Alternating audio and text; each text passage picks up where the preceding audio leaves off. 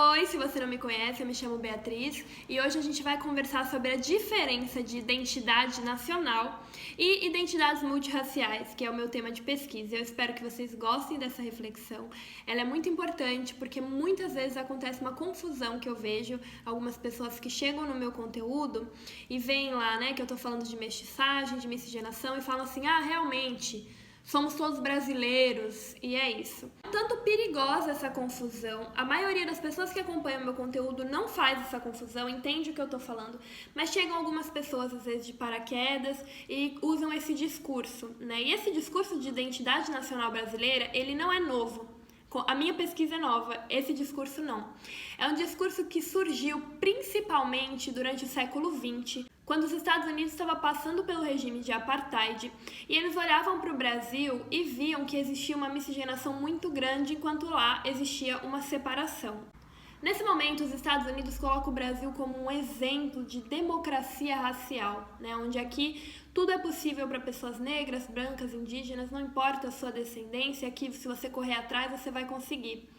E isso não é verdade, né? Só que a gente também introjetou esse discurso e muitas vezes, quando a gente vai falar de questões raciais, de desigualdade racial no Brasil, que é um dos países mais desiguais do mundo, um discurso de silenciamento que é usado até os dias de hoje é de que aqui não existe racismo, porque não existe negros nem brancos, porque somos todos mestiços. E todo mundo tem sangue negro, todo mundo tem sangue indígena, então aqui é uma festa e tá tudo bem, e vamos fazer churrasco, tomar cerveja e fingir que não tem nada acontecendo. Porém, gente, esse é um argumento falacioso. O Munanga, no livro dele, Rediscutindo a Mestiçagem no Brasil, ele explica pra gente, né, o quanto esse discurso da identidade nacional, ele acaba prejudicando a luta negra. Todos crescem numa estrutura racista e os mestiços negam ao máximo a sua parcela de negritude, a sua identificação com a negritude e, como consequência, não lutam pelos direitos da negritude. Sendo que as pessoas mestiças, na aparência física, né, isso é muito importante de ressaltar, que quando eu falo de mestiço, eu não tô falando de todas as pessoas que têm o sangue misturado, porque senão eu estaria falando do Brasil inteiro, e não é o caso.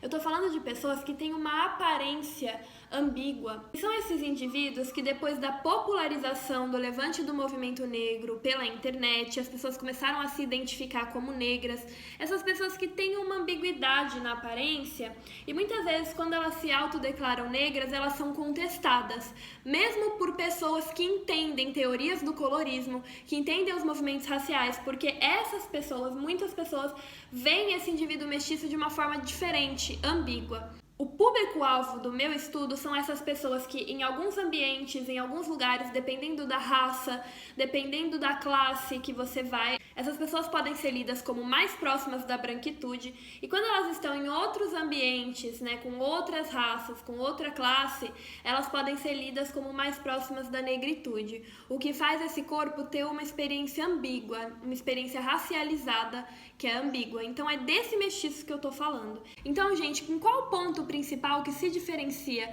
o meu discurso, a minha pesquisa, desse discurso de que somos todos mestiços e de que somos uma democracia racial? E que esse espaço da minha página, da minha pesquisa, dessa afirmação de identidade que eu tô propondo, ele não nega a sua parcela de negritude, ele não nega que o racismo influenciou a vida dele, esse indivíduo começa a reconhecer o quanto o racismo influenciou e influencia a vida dele, independente dele ser mais claro, ter o cabelo cacheado ao invés de crespo, ou às vezes ter a pele branca, mas o cabelo crespo.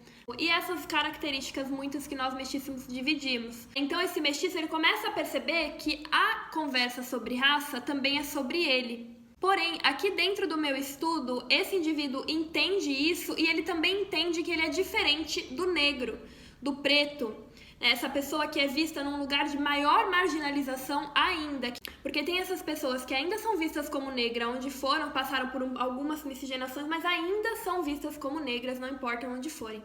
E o corpo mestiço é esse corpo ambíguo. Pensem num exemplo, de uma pessoa que tem a pele branca e o cabelo crespo. Isso é ambiguidade, é isso que eu tô trazendo aqui. E quando esse indivíduo se reconhece como diferente do preto, ele ocupa um lugar de fala para falar de raça que é dele. E ele percebe as particularidades na experiência dele. Então, a minha pesquisa é sobre um aprofundamento na questão de raça no Brasil. E não sobre superficializar como foi feito já anteriormente, falando que é a miscigenação, que todo mundo é miscigenado e acabou o papo. Entendem que é o caminho contrário, mas que pode haver essa confusão? A proposta do movimento negro e a proposta do próprio Munanga no livro dele é que esse mestiço, para fazer as pazes com a sua parcela de identidade negra, se autodeclare negro. Essa é uma forma de ver a solução do problema racial no Brasil. Não é a forma que eu vejo. Por quê? Porque ela tem forte inspiração nos movimentos de apartheid e segregação dos Estados Unidos, que são histórias que não são as mesmas que as nossas, são corpos que não são os mesmos que os nossos, até porque a gente também tem a forte influência da descendência indígena. Então, o movimento racial brasileiro, ele não pode mais ser o movimento negro, ele tem que ser o movimento racial brasileiro, ele tem que ser plural. E nessa pluralidade, a gente precisa falar das individualidades de cada corpo.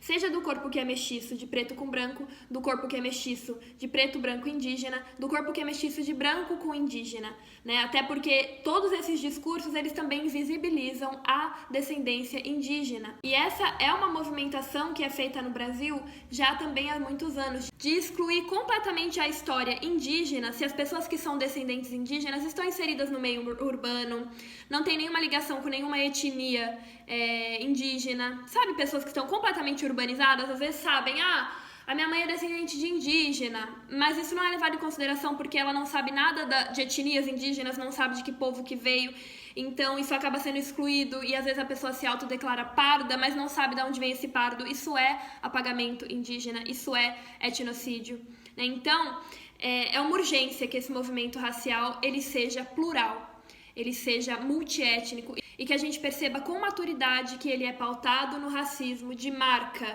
Então, eu recebo às vezes gente falando assim, todo mundo me vê como branco, nunca sofri racismo, mas minha mãe é indígena e eu me sinto tão triste. Você pode falar da sua mãe indígena, né? Eu acolho a sua dor de não ter o reconhecimento da sua mãe indígena, mas o racismo que opera no Brasil, ele é baseado na aparência. Então ele não te atinge, ele pode atingir a sua mãe, ele pode atingir o seu avô negro, os seus pais que são fenotipicamente mestiços, mas se você já nasceu branco e você teve uma racialização visto como algo que é melhor, porque é assim que o racismo se manifesta no Brasil, que quando a pessoa clareou completamente é um milagre, então cotas raciais.